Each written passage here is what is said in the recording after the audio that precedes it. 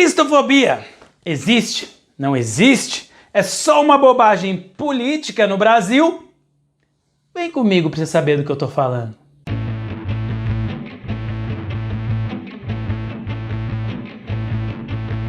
Salve, pessoas lindas e maravilhosas! Eu sou Marcelo Melo e você está no Tumulto.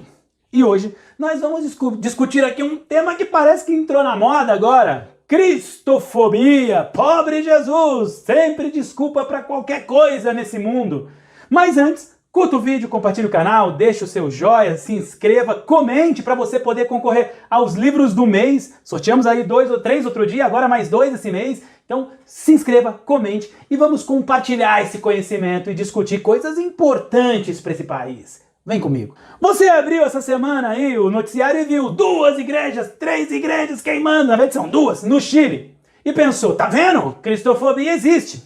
Só que não, meu amigo. E aqui a gente tem que puxar um pouquinho de história para você entender o contexto do Chile. Manifestações contra o governo normal, cor queimando lá desde o ano passado, beleza. As igrejas que foram queimadas foram igrejas que na época do ditador, um dos piores ditadores que nós tivemos aí no século XX, o Augusto Pinochet, aquelas igrejas eram símbolos utilizados pela própria ditadura. Um era a igreja dos carabineiros e a outra era onde eles guardavam os arquivos em que os torturados eram marcados, registrados e afins. Portanto, o que aconteceu no Chile não foi um ato religioso. Muito pelo contrário, foi um ato muito mais político, tendo muito mais a ver com a história deles do que qualquer outra coisa.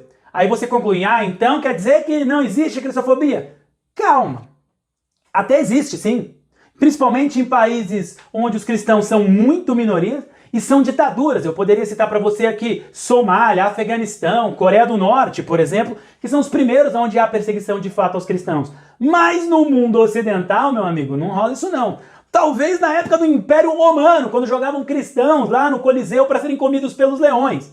Porque aqui eles são grande maioria. No Brasil, por exemplo, são mais de 80% da população, entre católicos e evangélicos. Portanto, não há esse cenário por aqui e a gente vai discutir agora o porquê disso. Vem comigo aqui. Só que num mundo marcado por manipulação, desinformação, mentira, que você gosta de chamar de fake news, que são enviados por 2 ferramentas principais, WhatsApp e Facebook, porque elas vêm de graça nos telefones, maioria aí não cobram o plano da galera que usa.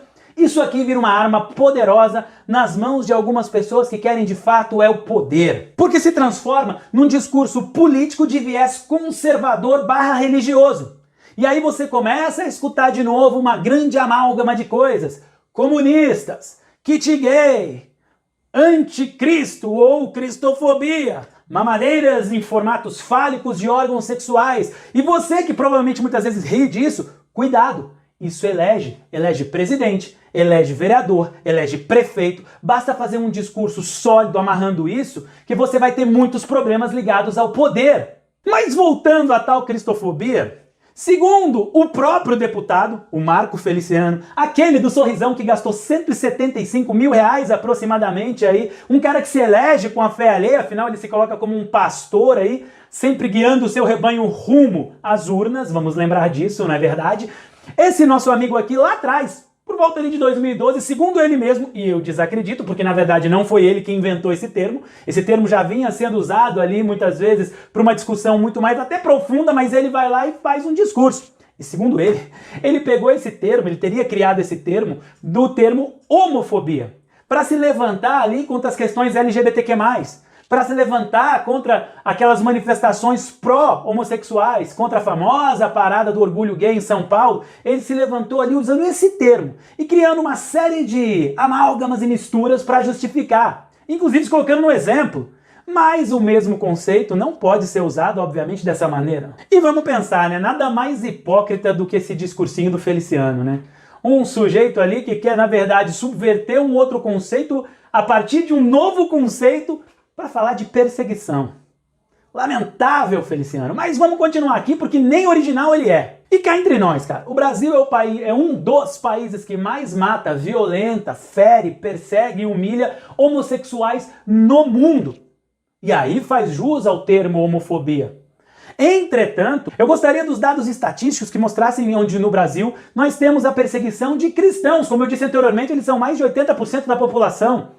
Eu queria ver onde eles são perseguidos, humilhados, assassinados pelo fato de serem cristãos. Não tem. E é aí que a gente desembrulha o pacote. Porque se não tem, como eu posso falar então em cristofobia, aqueles que são perseguidos por sua fé em Cristo, num Brasil com mais de 80% que professa sua fé em Cristo? Só que esse discurso, ele fala muito alto ao coração daqueles que não têm tanta capacidade de reflexão assim. Afinal, num país como o nosso, em que o sistema educacional não privilegia o pensamento e a reflexão, é óbvio que esse discurso neopentec, muitas vezes, vai acabar falando mais forte ao coração dessas pessoas. E aí você alimenta isso com muito preconceito, com muita falta de visão ampla da realidade e chegamos onde estamos chegando. Essas pessoas começam a enxergar o Estado laico, o discurso deles é esse, como um Estado ateu. Só que não, meu amigo. O Estado laico é aquele que se separa dos vieses religiosos justamente para permitir que as mais variadas religiões possam professar sua fé. Isso aqui é uma democracia. O Estado tem que ser laico para que o cristão possa ser cristão, para que o ateu possa ser ateu, para que o bandista possa ser um bandista, para que o cara do candomblé possa professar sua fé, para que o budista possa ser budista e assim sucessivamente. Caso contrário, se você tem uma religião oficial do Estado, e o Brasil não é assim desde 1889, com o advento do golpe que deu origem à República, e posteriormente em 1891, com a Constituição, onde você de fato separa igreja e Estado, pelo menos em teoria, nós deveríamos pensar mais em democracia. Afinal, lá na Constituição está garantido o direito de culto e fé a todos os nossos cidadãos. E como nós podemos falar em cristofobia numa estrutura onde os cristãos são tão poderosos que eles têm a famosa bancada da Bíblia no Congresso Nacional, onde prefeitos, vereadores, presidentes e assim sucessivamente se elegem com discursos religiosos?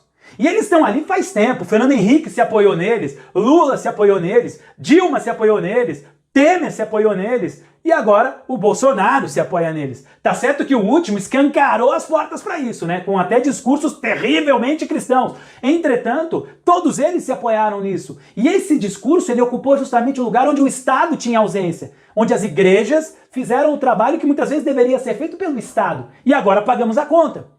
Pagamos a conta porque eles transformaram isso em poder político de voto e esse poder político de voto colocou-os em ministérios, colocou-os em procuradorias, em promotorias, colocou-os em várias instâncias institucionais do Estado. Portanto, como eu posso falar em cristofobia diante de uma situação em que essas pessoas detêm o poder do Estado? Porque, como bem colocou Maquiavel, tudo é uma questão de poder. 1, como você vai chegar a ele e 2, como você vai mantê-lo. E é aqui que entram os discursos, uma máquina muito mais poderosa do que apenas a força, um discurso que vai na ideologia das pessoas e que vai no coração das pessoas. Esse discurso justamente cria-se e se embasa no medo, nos preconceitos. Mas Marcelo, você está dizendo então que existe tolerância religiosa no Brasil? Não, meu amigo, não! Não existe tolerância religiosa por aqui, uma vez que se você pegar só no ano de 2019, mais de 500 terreiros de religiões de matriz africana foram vilipendiados, queimados, destruídos e atacados nesse país. Então, não há registros, por exemplo, de queimar ou destruir igrejas por aqui. Porque esses caras, como eu disse, detêm o poder e a máquina do Estado muitas vezes em suas mãos. Mas as religiões de matriz africana, que passaram por um processo de demonização ao longo dos 300 anos do processo escravocrata no Brasil colonial, somado, obviamente, ao Brasil imperial do século XIX, obviamente pagam a conta até hoje. Então você percebe dentro desse cenário que, na verdade, não há tolerância. Há, na verdade, a tentativa, inclusive, de perdoar aí a desculpa das dívidas das igrejas, 1 bilhão de perdão, vamos lembrar, justamente baseado nesse poder. Assim, o que nós temos aqui de verdade é uma tomada de fato de poder fundamentada num conservadorismo, misturando a um fundamentalismo religioso, de maneira a continuar se apossando dos poderes estruturais do Estado. E aí eu te pergunto, se você tem o poder na mão, é mais fácil você ser o perseguidor ou você ser o perseguido nesse cenário?